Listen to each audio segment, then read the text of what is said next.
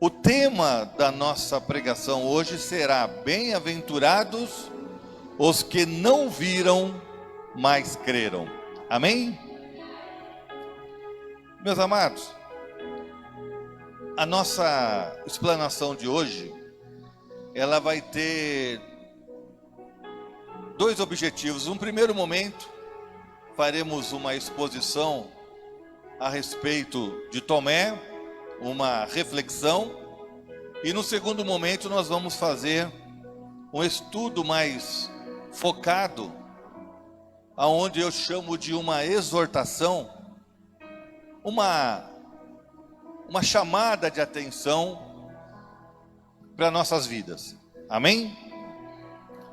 Quero deixar bem claro para os irmãos que quando a palavra do Senhor ela veio, ela primeiro chacoalhou quem estava preparando.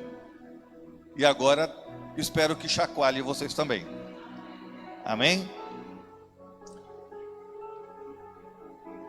Como já foi falado aqui nos primeiros cultos do ano, graças a Deus, até foram as palavras da pastora Natália, graças a Deus pela igreja, por tudo aquilo que os irmãos têm ajudado a nossa igreja, por tudo aquilo que o próprio Deus tem nos feito passar, e até aqui nos ajudou o Senhor, amém? Mas você diria que foi algo fácil? Não foi, né? O ano de 2025, ele não foi um ano fácil, e já começou 2026 difícil, e que a gente vai comentar um pouquinho mais para frente. No primeiro momento, vamos meditar nessa palavra. Então, o nosso personagem histórico aqui é Tomé, o Dídimo, né? Tomé foi um dos 12 escolhidos por Jesus durante os 3 anos e meio do seu ministério na terra. Se nós fôssemos fazer um comparativo, então Jesus, no começo do seu ministério, passou pelas águas batismais, 40 dias ficou no deserto, se preparando, e depois saiu chamando quem o poderia seguir. Alguns, o próprio Jesus chamou diretamente, falou para Pedro: Pedro, deixa de pescar peixe, vem pescar comigo, eu lhe farei pescador de homens. Pedro foi dessa forma. Outros, foi a convite: olha, ali está tendo um grande profeta, um grande rabi, você não quer acompanhar? Eu estou indo lá, vem comigo. E foram lá. Teve outro que chegou até Jesus e falou: olha, eu quero te seguir. Jesus falou para ele: vende tudo o que você tem e me segue. Aí esse rapaz virou as costas e não seguiu Jesus. Ou seja, diversas pessoas, diversas características, diversos níveis sociais estiveram para ser recrutado por Jesus. Mas nem todos os recrutados foram selecionados por Jesus. Deu para entender? Muitos são os chamados, poucos são os escolhidos. E nesta igreja, eu posso dizer, até porque eu vejo os irmãos há muitos anos aqui presente, eu posso falar que vocês, irmãos, são os escolhidos de Deus nessa casa. Louvado seja o nome do Senhor. Então, eu os comparo como se fossem os discípulos de Jesus. Eu os comparo assim, porque já faz algum tempo que eu vejo todos os irmãos, as irmãs, alguns se ausentaram por motivos de força maior, mas eu sempre vejo os irmãos aqui. E eu fico feliz, porque dos diversos níveis sociais que Deus poderia ter escolhido, que Jesus poderia ter escolhido, esta massa, ela foi selecionada e chegou até você. Então, a exemplo do que acontece em algumas faculdades, na escola técnica que tem o vestibulinho, na faculdade que tem o vestibular, 5 para uma vaga, 10 para uma vaga, você pode dizer: até aqui me ajudou o Senhor, eu permaneço na presença de Deus, o Senhor me escolheu e eu estou aqui, louvado seja o nome do Senhor. E eu sei que não é fácil, porque eu também vivo nesse prisma, nessa dimensão. Eu sei a dificuldade que estamos passando, dificuldade de ordem física, a idade vai chegando, dificuldade de ordem política, as questões que nos abordam, ainda mais esse ano que é um ano eleitoral, a dificuldade do momento, do cenário econômico que nós vivemos. Estamos transitando pelo carnaval, né? Pelo momento carnavalesco, o povo não acorda. Estamos passando por um momento de recessão econômica. Fala-se de 1 trilhão de reais é a dívida pública que estamos aí. Eu falo estamos porque alguém gasta e nós é que pagamos através dos impostos. Então é nossa a dívida.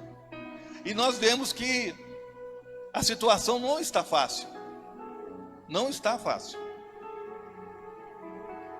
E se nós começarmos a falar de dificuldade, se eu pedir para alguém aqui falar sobre dificuldade, vai ser um monte de assunto que vai ser elaborado aqui, né? Tomé, ele estava vivendo os seus 3 anos e meio de convívio com Jesus Cristo. De repente, não mais que de repente, Jesus é traído por Judas Iscariotes, ele é preso, Jesus, os seus discípulos se afastam, se escondem, ficam com medo, acontece a morte e ressurreição de Jesus Cristo. Num determinado momento, estavam todos reunidos num lugar escondidinho, e as portas estavam cerradas, as portas estavam fechadas. De repente, Jesus aparece na frente deles e fala: paz seja convosco. Todo mundo fica com o olho desse tamanho assim. É Jesus? É Jesus? É Ele? É Ele? E começaram a se alegrar, começaram a chorar. Mulheres caíam aos pés de Jesus, os seus discípulos se renovavam em força. Era uma festa, porque o Senhor Jesus, que havia prometido de ressuscitar, Ele ressuscitou e estava no meio daquele povo, dentro da igreja, reunido com eles. As portas não o seguraram, porque o nosso Jesus, não há porta que segure o nosso Senhor Jesus Cristo, o leão da tribo de Judá. E Ele estava lá no meio deles, abençoando-os, fazendo sentir a sua presença. E da mesma forma que Jesus, ele apareceu, ele desapareceu. E o povo regozijado, o povo alegre, o povo vívido, totalmente envolvido com aquele gozo espiritual. Quem que chega lá? Tomé.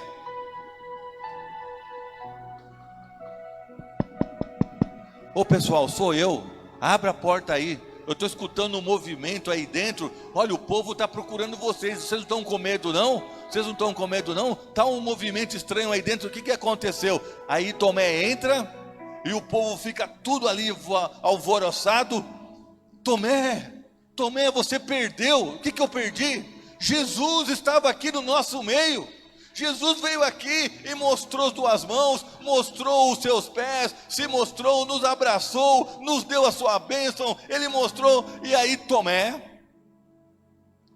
se eu não tocar nas feridas do Senhor, nas suas mãos, no buraquinho da sua mão lá que ele furou, dos teus pés do seu lado, eu não vou acreditar. Tomé, nós não sabemos, a Bíblia não fala aonde estava Tomé. Ele estava escondido? Ele chegou atrasado no culto? Não passaram um zap para ele, o culto é 10 horas. Estou brincando, tá? Naquela época não tinha WhatsApp. Mas será que não chegou para ele a informação? Só sei que ele estava atrasado. Pode até ser que no culto, ele perdeu o culto, não sabemos. Só sei que quando ele chegou lá, a bênção já tinha passado. E eu quero que, meu querido, nesse momento, deixar para você um exemplo da importância de você vir para a igreja, de você chegar no horário do culto, de você participar das bênçãos do Senhor, porque a Bíblia fala que aqui é a casa do Senhor, aonde Ele ordena a bênção e a vida para sempre. É aqui, queridos, que você deve estar para receber a bênção, a presença, e tudo que o Senhor Jesus tem prometido, Ele tem distribuído, e eu sou testemunha viva disso, porque na minha vida, na vida da minha família, a bênção, ela está jorrando, ela está transbordando para a honra e glória do nome do Senhor, e eu tenho certeza que na sua vida, na sua família, a bênção também está acontecendo. Por mais que o número não seja grande, ainda tem pessoas saindo, e quando coloca o pé, eu não quero nem dizer que a maldição persegue, mas as consequências perseguem. Pessoas estão saindo e estão perdendo a bênção. Estão achando o quê? Não pode, queridos, desistir. E é por isso que eu uso aqui as palavras da pastora Natália. Até aqui nos ajudou o Senhor. As palavras de Josué, até aqui nos ajudou o Senhor, eu e minha casa serviremos ao Senhor. Eu não sei quanto a vocês, tá? Vai ficar 2, vai ficar 3, mas eu e a minha casa serviremos ao Senhor.